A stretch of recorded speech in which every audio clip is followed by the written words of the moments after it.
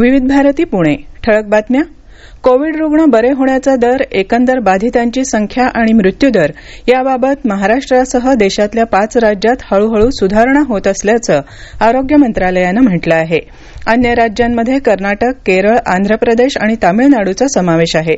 विविध राज्यात सार्वजनिक आरोग्य यंत्रणा अधिक बळकट करण्यासाठी केंद्र सरकार सातत्यानं वैद्यकीय साहित्य, मार्गदर्शक सूचना, केंद्रीय पथकं आणि निधी पुरवत असल्याचं आरोग्य मंत्रालयानं ट्विटमध्ये म्हटलं आहे. भारतात डिजिटल पद्धतीनं होणाऱ्या आर्थिक व्यवहारांमध्ये गेल्या 5 वर्षात 5 पटीनं वाढ झाली असल्याचं भारतीय रिझर्व्ह बँकेकडील ताज्या माहितीवरून स्पष्ट होत आहे.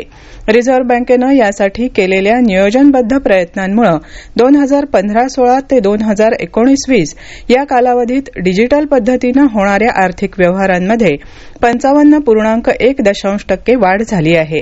मार्च 2016मध्ये 593 कोटी 61 लाख रुपयांचे डिजिटल व्यवहार झाले होते. मार्च 2020मध्ये हे प्रमाण 3,434 कोटी 56 लाख रुपयांवर गेलं आहे. आदिवासी बांधवांच्या कल्याणासाठी काम करणाऱ्या राष्ट्रीय स्वयंसेवक संघाच्या अखिल भारतीय वनवासी कल्याण आश्रमाच्या प्रमुखपदी रामचंद्र खराडी यांची नियुक्ती करण्यात आली आहे. खराडी यांनी प्रशासकीय सेवेत अतिरिक्त आयुक्त पदावर काम केलं असून स्वेच्छानिवृत्ती घेतली आहे. वनवासी कल्याण आश्रमाचे प्रमुख जगदेव राम ओरान यांचं 15 जुलैला निधन झाल्यामुळे आता या पदावर रामचंद्र खराडी यांची नियुक्ती करण्यात आली आहे. नाशिक जिल्ह्यातल्या नांदगाव वनपरिक्षेत्रात एका काळविटाची शिकार केल्याप्रकरणी वन विभागाच्या पथकानं 2 संशयितांना अटक केली आहे. त्यांच्याकडून शिकारीचं साहित्य आणि काळविटाचे अवशेष जप्त करण्यात आले आहेत. या होत्या आतापर्यंतच्या ठळक बातम्या. या नंतरच्या ठळक बातम्या सकाळी 10:58 मिनिटांनी.